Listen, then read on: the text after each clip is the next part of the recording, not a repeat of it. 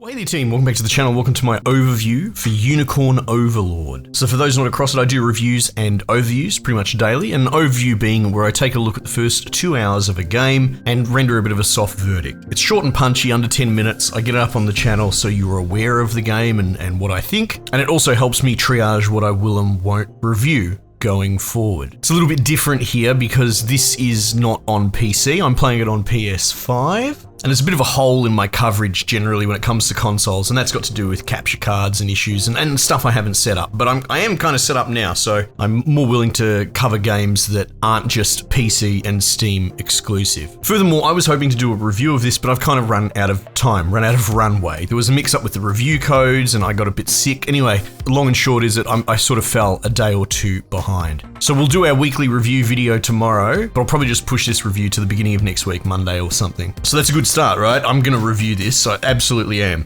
And I've put more than 2 hours in, but I kind of realized I've run out of time, so I thought I'd do this video. This game's quite brilliant. It is very much, I think the kids call them SRPGs these days, but to me it's just like a Fire Emblem sort of advanced war type game. I think people know what that is. These top-down army movement strategic map type things, and it goes into a sort of, I don't want to use auto battler because this predates auto battler, but it will go into a sort of animated my units versus your units. And Advanced Wars being a pretty simple example of like my tank fires at your friggin' infantry and they doof and then they lose X dudes and then you reset. In this one, you kind of build stacks with rank and file. So like you have sort of two rows of 3 and then you put your units in that and then they have this played out battle between the two of it. And God, it's gorgeous. This is made by Vanillaware, who my touchstone is Dragon Quest, which I love it. If you look it up, the first thing you're going to see is the sorceress's size bloody F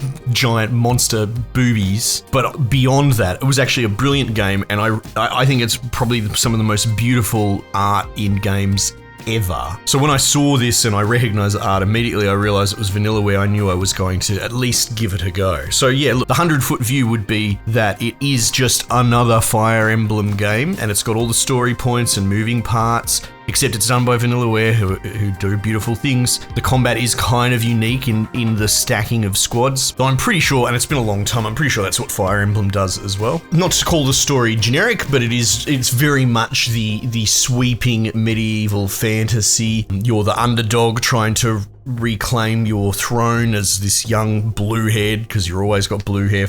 I guess it's a genre thing. Sort of just systematically wiping out dudes and reclaiming the world territory. There's this whole mythos with a unicorn god, whatever, and you've got this unicorn ring. You can kind of clear their mind, so the cop out, but I don't think it's necessarily bad. It's kind of wholesome in a way, is that most of the dudes you're fighting aren't really bad. They're more kind of enraptured or bewitched. So it does play out as a monster of a week sort of thing. You go, you beat this castle, you defeat the boss there, and then you kind of clear his mind and get him to join your team, and you build your force. And that's your loop, that's your narrative and gameplay loop, and it works really, really well. Quite addicting. Some of the meta elements don't work quite so well, and I feel like I'll cop fire for this, because this game seems to be something that has a bit of a rabid fandom. But being that it's on thumbsticks, and I only use thumbsticks for certain genres, and what it's trying to do, it's not grid-based like you might be familiar with Advanced Wars. It's very much sort of moving around in freely. You sort of set waypoints, and you're doing this all with your thumbstick. So ultimately, you're kind of doing a lot of overworld busy work that would be much more comfortable with a mouse. And I know that there's not much you can do about it. This is on a console, but it's a little bit jarring that a lot of your actual busy work that you do is hooning around with a thumbstick. Click this unit, thumbstick over there, click that. And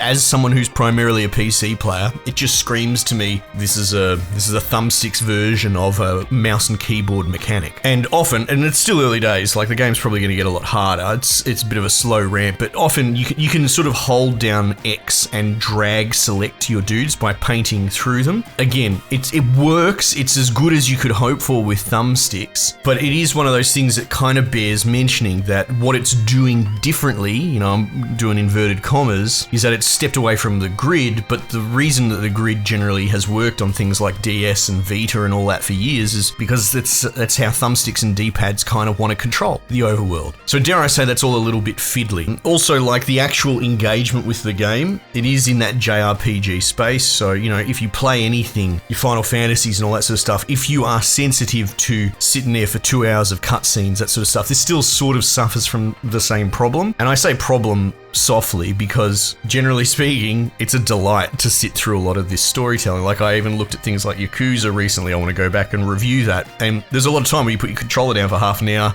while the game plays itself and talks to you. That's going on here. It doesn't matter because it's all really well voice acted and written. It's not quite Shakespearean Old English, but it is very much literary English. It's kind of refreshing to hear just nice, clean, polite writing. So yeah, but between that and the fact that when your dudes fight, they kind of idle fight and they walk in real time, that's sort of the big thing in the overworld map. It all happens in real time. So as far as your gameplay loop goes, you kind of awkwardly set destinations with your thumbstick and then fire and forget kind of thing. And your dudes collide and they fight and you kind of watch it and then you watch a cutscene. So the actual input is not super high-end and involved. You do build your stacks in between battles and go around and do a bit of busy work for villagers doing deliveries and that sort of stuff. I raise this not because I'm trying to bash it. Again, I love it. This is one of the better games I played this year and I'm going to review it in full, but it's more like buyer beware. If you don't like that sort of stuff, if that's a reason why you avoid a genre, it's all still in here. And while it's beautiful and it's doing it as best as you possibly could hope,